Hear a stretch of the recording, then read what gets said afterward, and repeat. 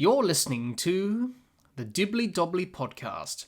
Remember to like, share, comment, subscribe, and click the bell to make sure you get the latest episodes of the podcast. Be sure to like and share our Facebook page and follow us on Twitter and on Instagram. We move on, Jihan, and talk about the West Indies, two-time champions, 2012 and 2016. The home T20 World Cup for them 2 years ago, they finished in the Super 8s. They've not been in the best of form of late, it has to be said. They recently lost to Afghanistan 3-0. They lost to Nepal, who are in the group, in Group C. They lost to them in a T20 series recently, 2-1 in the best of three. Obviously, no Nicholas Pooran because he's retired from international cricket. Same with Andre Russell as well. So they're missing those two there. But they've got players who are capable of performing well in the T20 format, but it hasn't come together and they've been struggling, which is not a surprise of West Indies cricket. They've been struggling in all three formats, to be honest. Potentially, they should qualify, but given their recent form, Jihan, that may not be a certainty, given where they've been at the moment and confidence-wise and morale. So how would you see the West Indies performing in this T20 World Cup, Jihan, from your perspective? Well, I'm hoping they get through to the Super 8s. To be honest, they've been really poor since the last T20 World Cup. Let's see, they've lost 9 series. They've actually played the most as well since then. So they play a lot of T20 series.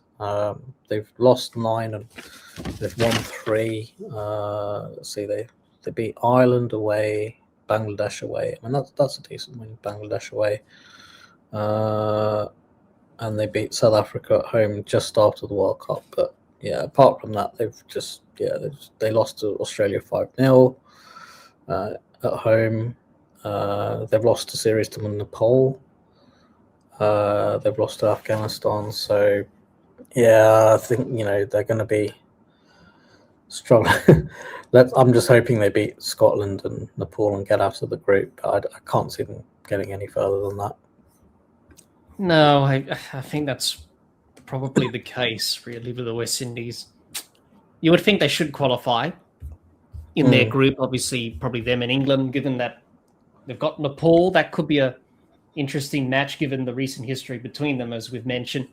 They should beat Italy, the newcomers to the T20 World Cup, playing for the first time. And obviously, they would have played Bangladesh, but seeing that they pulled out, as we all know, for those reasons, obviously Scotland has replaced them in their place. So you would think they should qualify, but beyond that is probably going to be a bit of a challenge when they get to the Super 8s potentially. They just haven't been in the best of form.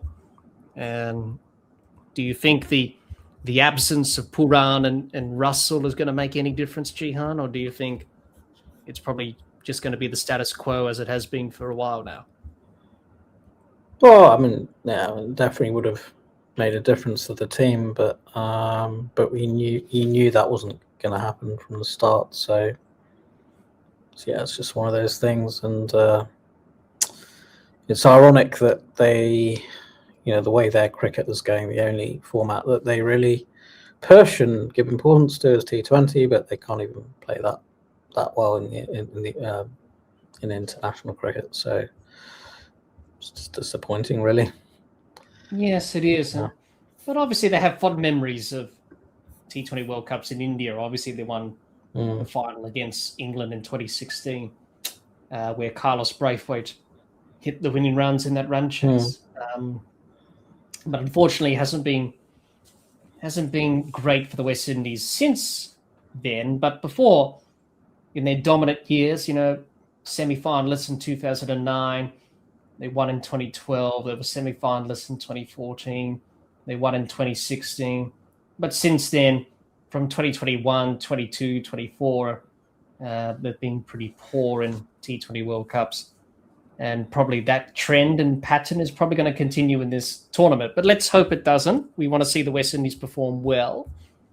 But given their I recent think I think I, th- I think back then, 2012, 2016 was basically their test and ODI players that only had to perform for for a shorter period of time, 20 overs, and they got the best out of them, and leading to 2 wins there. But whereas now everyone's conditioned and grown up around, or develop their game around purely T20 for the most part. So yeah, it's interesting, isn't it? They only play T20 generally, but then when they get together as the West Indies, they struggle. So,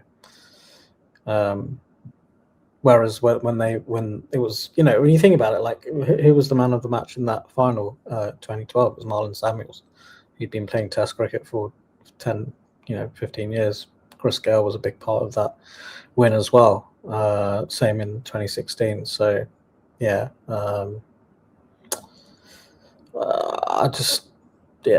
I can't see them doing much more than getting out of the group in this tournament. No, I think that's the case, really. But we'll have to see what the West Indies do in this tournament. You never know. They may get some form back.